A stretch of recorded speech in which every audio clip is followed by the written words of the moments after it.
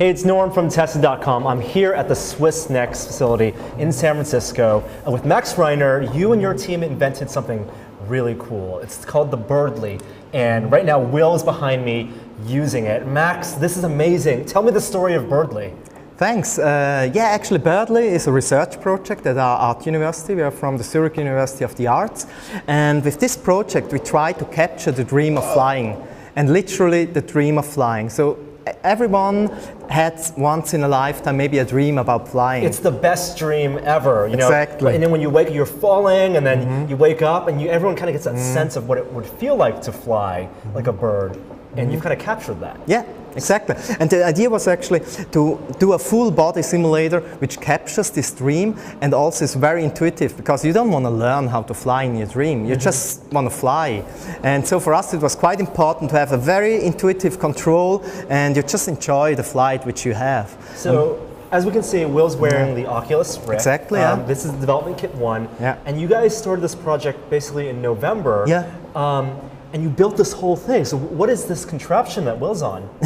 So this is actually the motion platform, because like you see, when Will moves around, then he will move his body as well. So when he dives, then the platform dives as well. And when he rises or goes to a curve, his body moves along to that. And there's feedback. Yep. Not only is it positional feedback for his body, you have wind blowing in his face. Exactly, yeah. At the moment we have auditive feedback, visual of course, tactile, we have under there, and of course wind feedback. The wind feedback is obviously the one you will feel the most, because this gives you back the speed actually, how fast you're flying.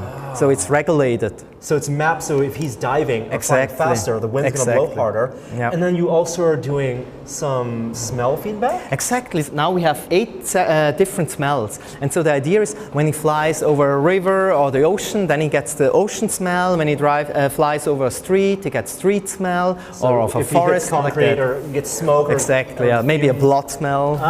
No, we don't have that. And then you're also flying in San Francisco. Exactly, yeah.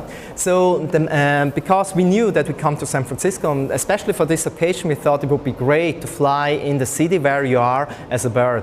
And so we asked the company called PLW Modelworks, and they were so great to support us with this high detailed 3D model. And we built this in our engine, and now you're able actually to fly around the city you live in. So I've used something like a Google Maps or the Google Earth to fly around their virtual city. How did you have the map, the feedback, and also the control scheme so that it feels like you're actually flying like a bird, and you have that type of graceful movement in that type of 3D world? Yeah, we just used the 3D data. The game engine is by ourselves. So we programmed actually the whole game around it, used their data, implemented it in our system, and our whole system is fine-tuned actually for this flying experience. And so that's why we couldn't use Google Maps or something like this, because we need to have the inner details how you fly. And to capture that feeling of flying like a bird, because you're flapping. Will's flapping right now, and you actually have to put some power into that. Yeah, right? totally. So as a bird, you also need energy. You need to spend something to fly. And maybe it's even a good exercise for some of you. A good pec workout. It's like doing push-ups. And the harder you push down, the higher you get. The higher you get, the more resistance it feels. So you can actually, get up high and ride those winds and sail. But usually you're a soaring bird, you're a bird of prey, so most of the time you can soar, only if you do crazy flights, or I call this the Death Star, fly through the valleys of the streets. When I tried the demo, I was like weaving between buildings and trying, it felt really immersive. In terms of the controls, I know you're working on future upgrades. Right now you have this 2-axis of movement.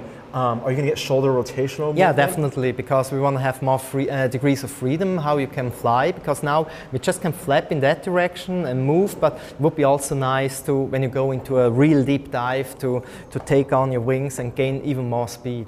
It's just the kind of thing that I've never, you watch birds your whole life and you see them, you have an innate sense of how they fly. And I think you guys have captured that beautifully with your Birdly project, and you built it in basically half a year. But it was a lot of dedication and no weekends for us. So. No weekends. But it was a fun project, so you don't need anything else. Well, thank you so much. Where can people find out more about Birdly and what you guys are doing with this? We have a website called birdly.chdk.ch. There you can find us. And if some of you are maybe at the SIGGRAPH next week in Vancouver, we are there as well. Awesome. If you have an opportunity to try out Birdly, I can't recommend it enough. It's amazing. Will's having an amazing time soaring through San Francisco. Thank you, Max, so much for sharing this experience with us. Thank you. I'm Norm. We'll see you next time. Bye.